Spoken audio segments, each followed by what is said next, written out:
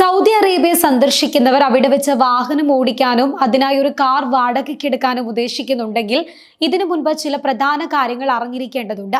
Saudi അറേബ്യയുടെ general department of traffic പുറത്തിറക്കിയ നിബന്ധനകൾ പ്രകാരം ടൂറിസ്റ്റുകൾക്ക് രാജ്യത്ത് വാഹനം ഓടിക്കണമെങ്കിൽ ഒരു ഇന്റർനാഷണൽ ഡ്രൈവിംഗ് പെർമിറ്റോ വിദേശ ഡ്രൈവിംഗ് ലൈസൻസോ നിർബന്ധമാണ്. പ്രധാനമായും 5 നിബന്ധനകൾ പാലിക്കണമെന്നാണ് നിയമം വ്യവസ്ഥ ചെയ്യുന്നത്. നിയമം പാലിക്കാത്തവർക്കെതിരെ കർശനമായ നടപടി സ്വീകരിക്കുമെന്ന് അധികൃതർ അറിയിച്ചിട്ടുണ്ട്. ഇനി ജനറൽ ഡിപ്പാർട്ട്മെന്റ് ഓഫ് ട്രാഫിക് മുന്നോട്ട് വയ്ക്കുന്ന വ്യവസ്ഥകൾ ഏതെല്ലാമാണ് എന്ന് പരിശോധിക്കാം. 1. നിങ്ങളുടെ ഡ്രൈവിംഗ് ലൈസൻസ് നിങ്ങൾ ഓടിക്കാൻ ഉദ്ദേശിക്കുന്ന വാഹനത്തിന്റെ തരവുമായി പൊരുത്തപ്പെട്ടതാകണമെന്ന് നിർബന്ധമുണ്ട്. 2. ഒരു ടൂറിസ്റ്റ് വിസയിലുള്ള സന്ദർശകർ അവരുടെ ഇന്റർനാഷണൽ ഡ്രൈവിംഗ് പെർമിറ്റ് ഒരു അംഗീകൃത അതോറിറ്റി അറബിയിലേക്ക് നിയമപരമായി വിവർത്തനം ചെയ്തിരിക്കണം എന്നതാണ്. നിയമപാലകർക്ക് നിങ്ങളുടെ ലൈസൻസ് ശരിയായി വ്യാഖ്യാനിക്കാൻ സൗകര്യം ഒരുക്കുക എന്നതാണ് ഇതിന്റെ പ്രധാന ലക്ഷ്യം.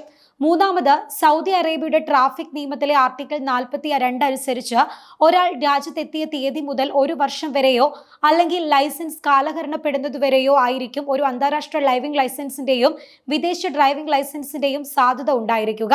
ഇതിൽ ഏതാണോ ആദ്യം സംഭവിക്കുന്നത് അതായിരിക്കും പരിഗണിക്കുന്നത്. 4. GCC ഡ്രൈവിംഗ് ലൈസൻസ് ആണ്. GCC രാജ്യങ്ങളിലെ താമസക്കാർക്ക് അവരുടെ GCC നൽകിയ ഡ്രൈവിംഗ് ലൈസൻസ് ഉപയോഗിക്കാവുന്നതാണ്. അത് സാധുതയുള്ളതാണെങ്കിൽ മാത്രം. 5. GCC നിവാസികൾക്ക് സൗദി അറേബ്യയിൽ ഒരു അന്താരാഷ്ട്ര ഡ്രൈവിംഗ് പെർമിറ്റ് ഉപയോഗിക്കാൻ കഴിയില്ല എന്നതാണ്.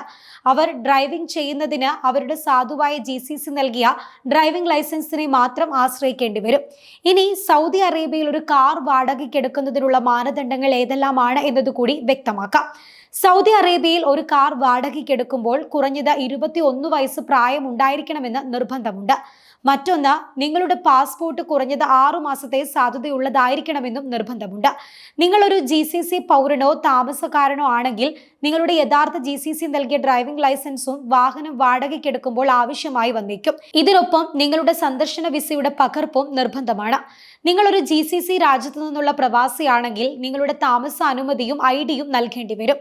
ഇന്റർനാഷണൽ ഡ്രൈവിംഗ് പെർമിറ്റ് ഉപയോഗിക്കുന്ന സന്ദർശകർക്ക് അതിന് കുറഞ്ഞത് 3 മാസമെങ്കിലും സാധുതയുള്ളതായിരിക്കണമെന്നും നിർബന്ധമുണ്ട്.